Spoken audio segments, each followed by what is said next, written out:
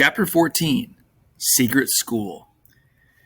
My father wanted me to continue to improve my English, so he encouraged me to watch a DVD that one of the journalists in Islamabad had given me, a TV program called Ugly Betty.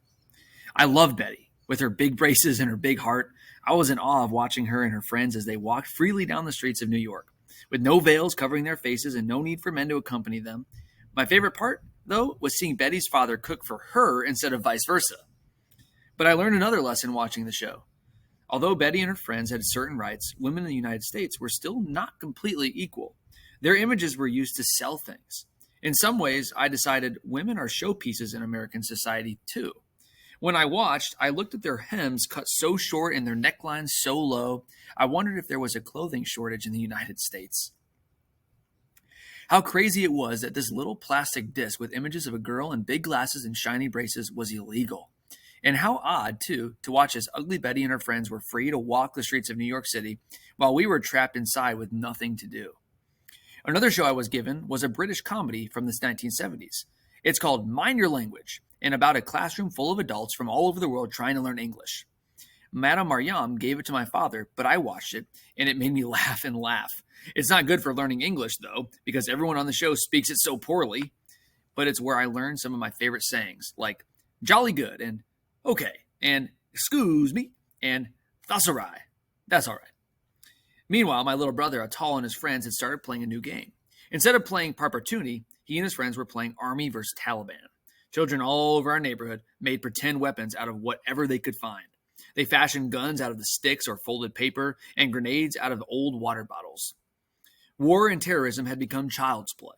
Sometimes my own little brothers, unaware of what it really meant, would pretend to be Taliban militants or army soldiers. They'd even set up bunkers on our roof, where they acted out a battle. One day I saw Atal in the backyard furiously digging a hole. "What are you doing?" I asked.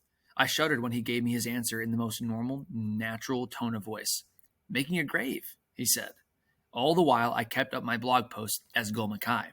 4 days after all girls' schools were shut down, Fazlulah's men destroyed 5 more schools. "I'm quite surprised," I wrote. These schools had already been closed. Why did they also need to be destroyed? Meanwhile, the army was doing nothing about it but looking busy.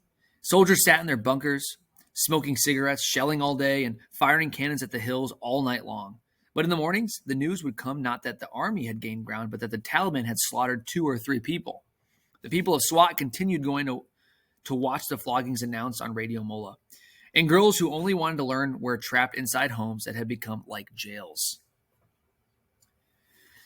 During those dark, dull days, we heard rumblings about secret talks with the Taliban.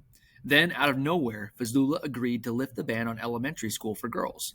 It was all right for little girls to go to school, he said, but he still insisted that girls over 10 should stay home in Purdah.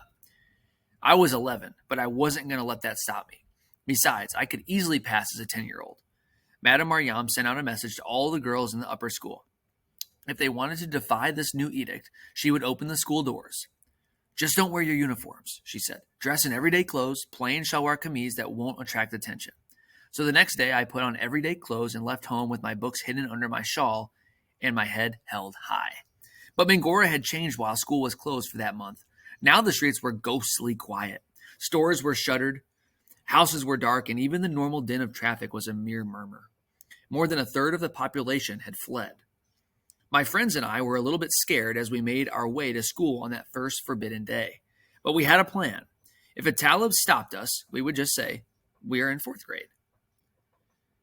When I got to school that morning, I was more elated than ever to walk through the gate. Madame Mariam was waiting there for us, giving each girl a hug and telling us we were brave.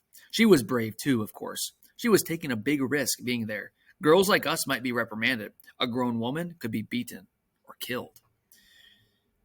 "This secret school," she said, "is our silent protest."